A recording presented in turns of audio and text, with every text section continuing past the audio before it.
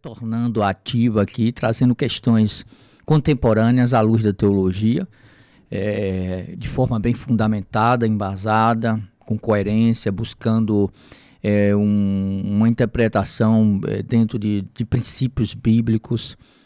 E hoje nós vamos começar com a primeira pergunta aqui do irmão Enos. Ele mandou aqui para a nossa central, e eu quero agradecer ao irmão pela gentileza de colocar um tema muito atual e que hoje pode ser considerado um dos fenômenos religiosos do Brasil. E o irmão Enos pergunta assim: eu vejo muitos irmãos e amigos na fé compartilhando e enaltecendo o trabalho do bispo Bruno Leonardo. O que você pensa sobre o trabalho ministerial exercido por ele? Olha, realmente é uma pergunta, meu caro Enos. Agora, eu acho o seguinte, vamos começar de uma forma onde a gente vai colocar dentro de uma dimensão, de um contexto muito específico, para entender o trabalho ministerial do bispo Bruno Leonardo. Eu vou começar a separar algumas questões, né? Primeiro, ele é o líder religioso com o maior número de seguidores nas redes sociais. São mais de 40 milhões de pessoas. O ministério dele foi desenvolvido a partir da presença digital nas redes sociais e foi se expandindo para igrejas físicas. Da forma como chegou até onde ele está hoje, é necessário analisar que ele representa hoje um fenômeno religioso de massas no país. É surpreendente que não haja nenhuma grande denominação histórica por trás do seu trabalho ministerial. E tudo foi desenvolvido a partir da sua própria imagem e suas correntes de oração. Inicialmente sem templo, sem evangelizadores, sem apoio logístico, mas o que começou como um forte apelo popular nas redes sociais se expandiu para um ministério físico, com templos em várias cidades do país. Ele não possui um ministério com a mesma estrutura de igrejas como a Universal, a Igreja Mundial, que tem também uma forma semelhante à forma episcopal, mas nenhum outro líder religioso no Brasil hoje tem a capacidade de mobilizar 100 mil pessoas em um evento de forma autônoma, orgânica. É um fenômeno religioso sob todos os pontos de vista. Aí a pergunta que surge, Enos, mas o que é que ele fez para se diferenciar dos demais líderes religiosos e se tornar o mais importante em termos de seguidores e de mobilização de públicos que raramente frequentam um templo religioso? Enos, eu quero enumerar algumas questões aqui. Primeiro, ele se distanciou de atrelar sua imagem ao ministério, o alinhamento político. O partidarismo de muitos pastores midiáticos tem afastado muitas pessoas de suas igrejas. O líder que se expõe demais politicamente acaba se desgastando e comprometendo o seu trabalho, né? Evidentemente que a função do pastor é pastorear, não é politizar. Então o bispo Bruno seguiu um caminho inverso, adotando assim uma certa neutralidade e evitando se envolver em assuntos partidários polêmicos. Isso é um ponto onde potencializou a sua imagem para um público mais amplo. Em segundo lugar, ele trabalhou também, é perceptível, né, que ele trabalhou a suavidade de sua mensagem sem essa faceta religiosa. Então, uma pregação voltada mais para a espiritualidade, bênção, proteção, prosperidade, que tem um forte apelo popular. Por isso, sua mensagem atinge segmento de pessoas que não frequentam igrejas evangélicas, como católicos, os desigrejados. Aliás, o fenômeno do desigrejado cresce mais do que os novos igrejados.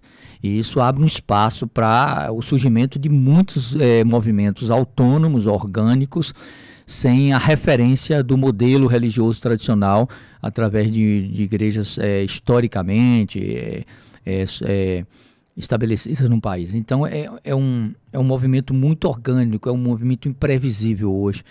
E a gente precisa entender o bispo Bruno Leonardo dentro desse contexto também.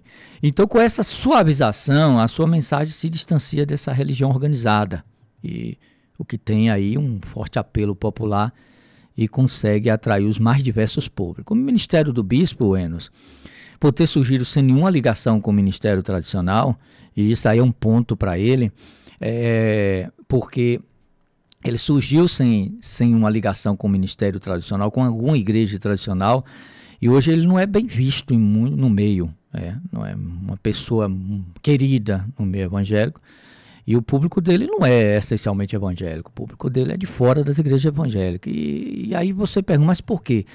Alguns enumeram aí a questão dos métodos usados por sua mensagem, né? Uma mensagem light, que desconsidera aspectos importantes da fé cristã, como santidade, frequência a culto, vida devocional. Eu não diria que ele criou um movimento marginalizado no meio evangélico, mas que sua aceitação dentro dele é muito limitada. Então, o seu maior público não é composto por evangélicos, como eu já disse aqui, mas por católicos e desigrejados que encontram conforto e esperança na mensagem do bispo. O bispo também, ele se diferencia dos outros líderes episcopais. Por quê? Porque ele não dá a ênfase a campanhas movidas para arrecadar somente dinheiro, que tem sido uma prática recorrente no neopentecostalismo no Brasil. E sua ênfase também a prática constante de doações para instituições tem ajudado a consolidar uma imagem de um movimento diferenciado, tá? Outro aspecto também é na questão da imagem dele. Eu quero destacar aqui, Enos, a grande capacidade de comunicação que ele possui. A sua habilidade de transmitir de forma simples a sua mensagem permite que um público amplo o entenda e acabe se conectando emocionalmente e buscando a sua orientação espiritual. Ele é um grande comunicador, pois é facilmente compreendido em sua pregação, sem se apegar. Você não vê nas mensagens dele questões complexas, polêmicas ou teológicas, é muito prático.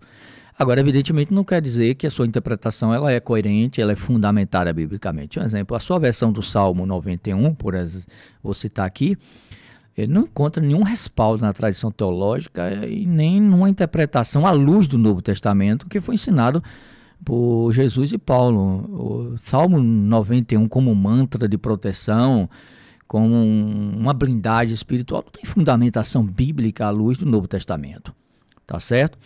Então, eu colocando essas questões, eu quero pontuar outras reflexões, agora baseadas no que eu penso sobre o movimento. Primeiro, eu tenho preocupações com movimentos que gira em torno de uma figura, de uma liderança carismática. Isso na história sempre foi motivo de preocupação, tá? Outro detalhe também é qualquer movimento, Enos, que se autodenomina cristão e tem Jesus Cristo como seu fundamento, o fundamento de sua mensagem, precisa ser regido não apenas por uma mensagem de bênçãos materiais ou pela busca de uma proteção espiritual. Evangelho é relacionamento com Deus, é comunhão, é santidade, é estar na presença de Deus, é buscar se aperfeiçoar, viver uma vida biblicamente fundamentada, eticamente cristã. Então, a busca exclusiva por bênção não caracteriza o verdadeiro evangelho, mas sim o relacionamento com Deus. Isso foi alertado até pelo próprio Jesus nos evangelhos. Outro detalhe também, Enos, é a questão de movimentos que supervalorizam o líder espiritual. Tratando como ser quase divino. E evidentemente que isso é uma expectativa que geralmente é seguida de frustração e decepção. Por mais que uma pessoa seja usada por Deus, ela precisa ser colocada em seu devido lugar, como alguém falível. O foco da pregação do Evangelho não é o homem, mesmo que seja um instrumento de Deus. O foco da pregação do Evangelho é Deus.